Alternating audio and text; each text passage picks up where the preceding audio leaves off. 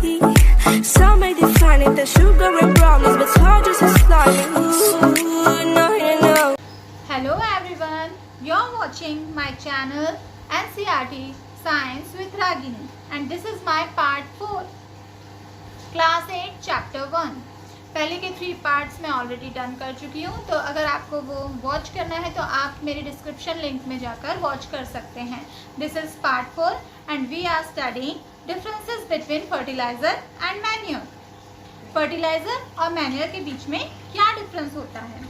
Fertiliser जो होते हैं वो मैन मेड इनऑर्गेनिक सॉल्ट होते हैं, बट जो मैन्योर होते हैं वो नेचुरल सब्सटेंस होते हैं जो कि कैटल और प्लांट रेसिड्यूज के डिकम्पोजिशन से बनते हैं। मतलब जो डेड एनिमल्स और डेड प्लांट्स होते हैं वो लोग जो ऊपर की सॉइल में रह जाते हैं उसका जो डिकम्पोजिशन एक पिट में किया जाता है, मैंने पिछले पार्ट में बताया था, उसमें डिकम्पोजिशन किया जाता है और मैन्योर जो है वो बनाया जाता है। तो मैन्योर जो है वो टोटली नेचुरल सब्सटेंस है, बट फर्टिलाइजर जो है वो मैन मेड सब्सटेंस है। फर्टिलाइजर फैक्ट्रीज में बनाया जाता है।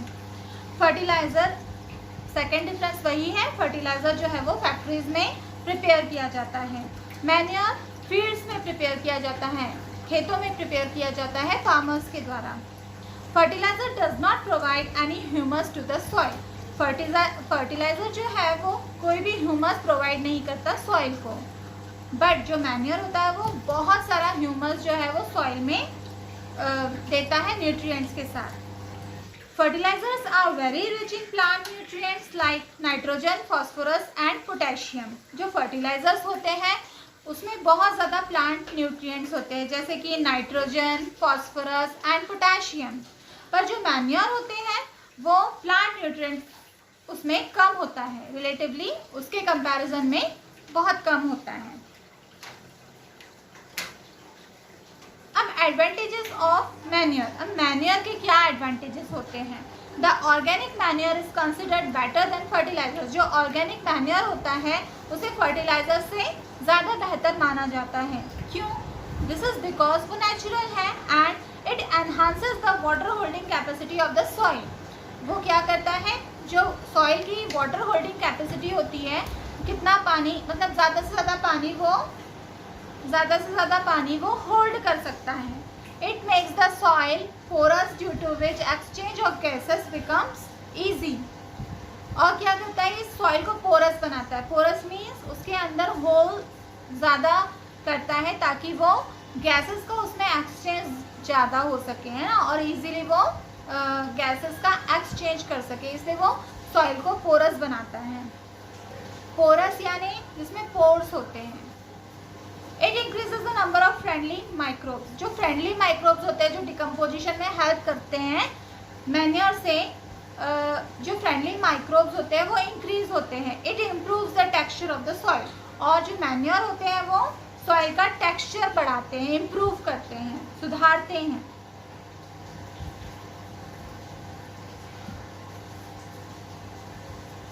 Okay, now irrigation. All living beings need water to live. सारे लिविंग बीइंग्स को वाटर चाहिए होता है जीने के लिए। Water is important for proper growth and development. जो वाटर होता है वो प्रॉपर ग्रोथ और डेवलपमेंट के लिए रिक्वायर्ड होता है, हमारे भी, प्लांट्स के भी एंड एनिमल्स के भी। Water is absorb by the plant roots. Water किससे, जो प्लांट्स होते हैं, ट्रीज होते हैं, वो किससे एब्जॉर्ब करते हैं? वो अपने रूट से एब्जॉर्ब करते हैं। Along with water minerals and fertilisers are also absorb. अब वाटर के साथ साथ जो मिनरल्स होते हैं सॉइल में और जो फर्टिलाइजर्स होते हैं या जो हमने मैन्योर डाला है वो भी उसके साथ साथ वो एब्जॉर्ब करते हैं। Plant contain nearly 90% water. Plants में नियरली 90% ऑफ वाटर होता है। Water is essential because germination of seeds does not take place under dry condition. Water क्यों ज़रूरी होता है प्लांट्स और ट्रीज के लिए?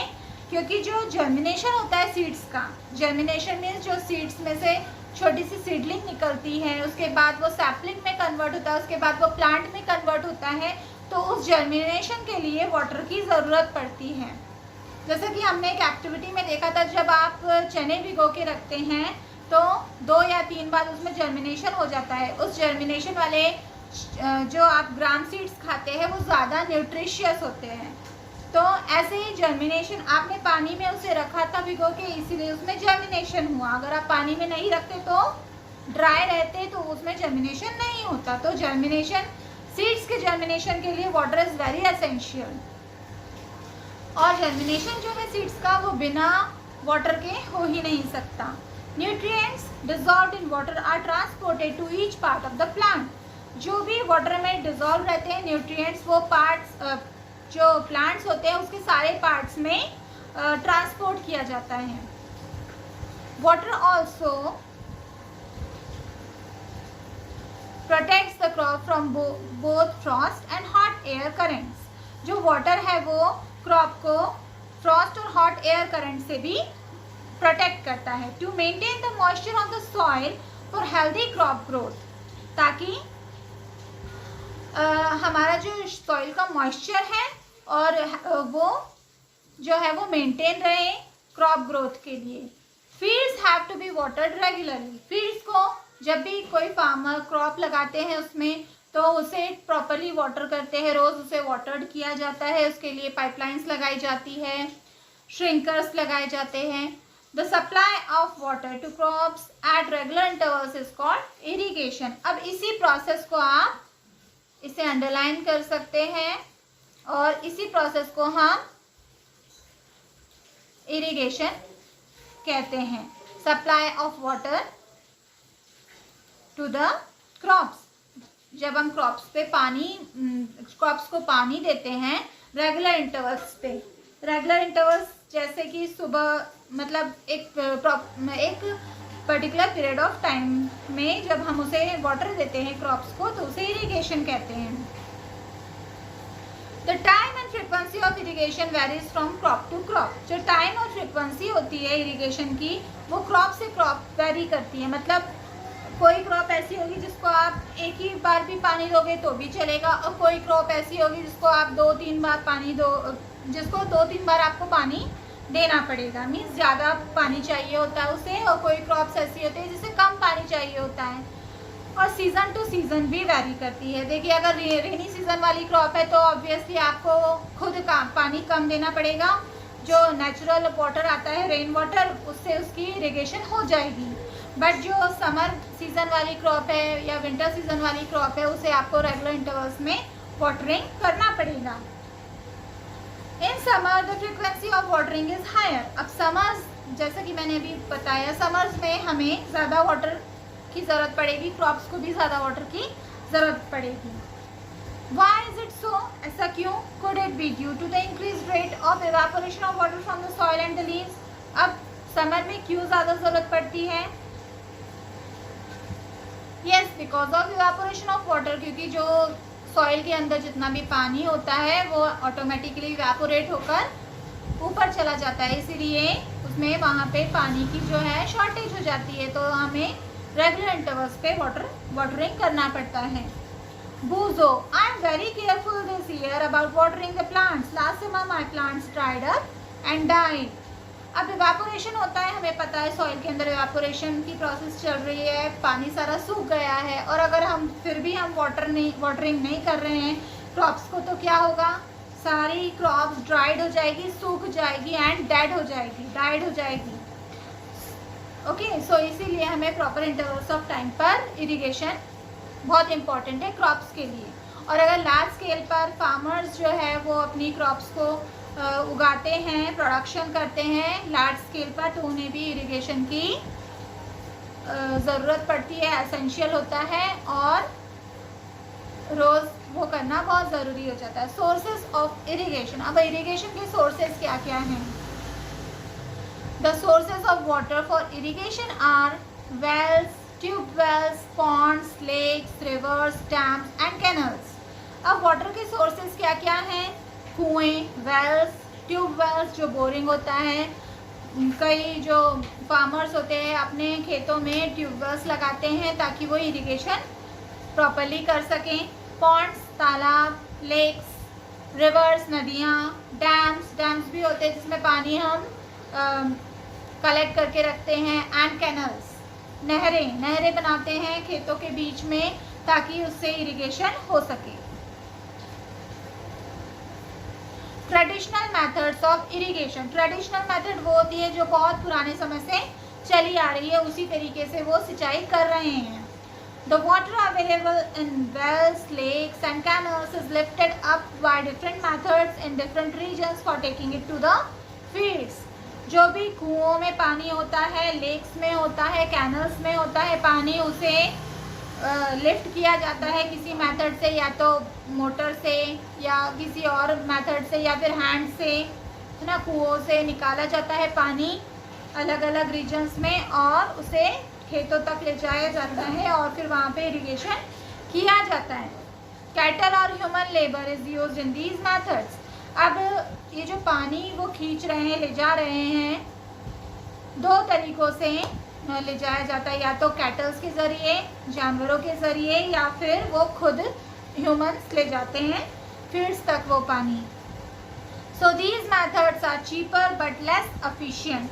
ये मेथड जो है वो सस्ती तो होती है बट कामगार साबित नहीं होती है ना, ज़्यादा कामगार नहीं होती, बिकॉज इसमें बहुत टाइम लगता है, ये बहुत टाइम टेकिंग मेथड्स है। The various traditional ways are, और भी दो ट्रेडिशनल वेज हैं इरिगेशन के, moat, pulley system and chain pump. Pulley system आपने देखा होगा कुओं में, जो पुराने समय में कुएं चलते थे उसमें एक पुल्ली लगी होती थी गोल गोल, जैसा कि आप पिक्चर में देख सकते हैं। ये जो है ये पुल्ली है, इसे पुल्ली कहते हैं। तो ये पुल्ली सिस्टम से पहले पानी निकाला जाता था कुओं से और फिर इरिगेशन किया जाता था। और चेन पंप, एक चेन पंप होता है, जैसे कि आजकल मोटर्स होती है वैसे ट्रेडिशनल मेथड में चेन पंप होता था, उससे भी हम इरिगेशन जो है वो करते थे। ये देखिए जैसे कि यहाँ पे ये चेन पंप का पिक्चर दिखाया जा रहा है, this is chain pump and this is well, इसको कहते हैं ढेकली। This picture, look at this picture, this is ढेकली। ये भी एक ट्रेडिशनल मेथड है इरिगेशन का। ढेकली एंड लेवर सिस्टम, राहत, ढेकलियाँ, और ये क्या है राहत, इससे भी this is also traditional method of irrigation.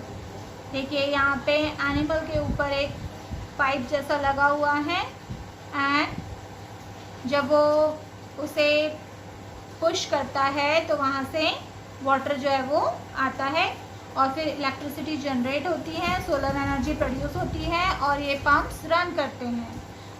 Pumps are commonly use for lifting water. Pumps को कॉमनली यूज़ किया जाता है वाटर लिफ्ट करने के लिए।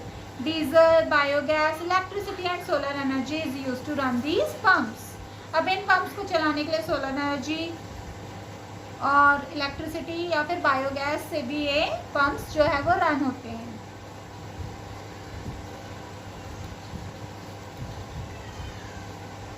अब मॉडर्न मेथड, अभी तक तो हमने ट्रेडिशनल मेथड्स देखी। कौन कौन सी ट्रेडिशनल मेथड्स हैं? मोट, that is pulley system, chain pump, ढेकली एंड राहत, लेवर सिस्टम। अब हम देखते हैं modern methods of irrigation. Modern methods जो आजकल हम यूज़ कर रहे हैं वो मेथड्स कौन कौन सी होती हैं? Modern methods of irrigation help us to use water economically. जो मॉडर्न मेथड्स होती है इरिगेशन की उसे हम यूज़ करते हैं, वो अभी जो हम मॉडर्न अभी के टाइम में जो यूज़ कर रहे हैं। The main methods use are as follows. इनमें कुछ मेथड्स होती हैं, that is first is sprinkler system.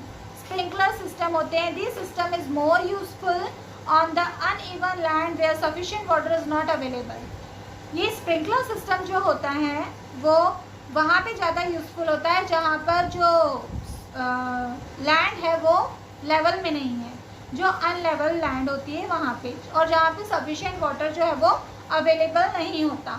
The perpendicular pipes having rotating nozzles on top are joined to the main pipeline at regular intervals. जैसा कि आप picture में देख सकते हैं, दीज आर स्प्रिंकलर सिस्टम। एक वेल से बहुत सारे स्प्रिंकलर्स को कनेक्ट कर दिया गया है। इस तरह से एक सिस्टम वर्क कर रहा है और अलग अलग जो स्प्रिंकलर्स हैं उनके हेल्प से इरिगेशन हो रहा है। हम कहीं जाते हैं बाय रोड तो हमें किनारों पे जो फील्ड्स होते हैं वहाँ पे स्प्रिंकलर्स आसानी से देखने के लिए मिल जाते हैं। हैविंग रोटेटिंग नोजल्स, और ये रोटेटिंग नोजल्स होते हैं, इन्हें नोजल्स के हेल्प से बंद भी कर दिया जाता है। Are joint to the main pipeline, main pipeline से वो जॉइंट होता है। अब जैसे कि सुबह इरिगेशन करना है फार्मर को तो वो सुबह नोजल को ऑन कर देगा सुबह नोजल को ऑन कर देगा और फिर जब भी उसकी हाफ एन आवर 1 आवर जो है उसका इरिगेशन हो जाएगा अगर, तो फिर वो उसे बंद कर देगा। एंड अगर उसे इवनिंग टाइम में भी करना है तो वो सेम प्रोसेस करेगा, ऑन करेगा, then after a regular period of time, definite period of time वो उसे ऑफ कर देगा। ओके, तो हम आगे के नेक्स्ट वाले पार्ट में मॉडर्न मेथड्स ऑफ इरिगेशन पढ़ेंगे। स्प्रिंकलर सिस्टम हमने देख लिया है, आगे के पार्ट में हम ड्रिप सिस्टम देखेंगे। So thank you for watching. Please like, subscribe and share my video. Thank you and have a nice day.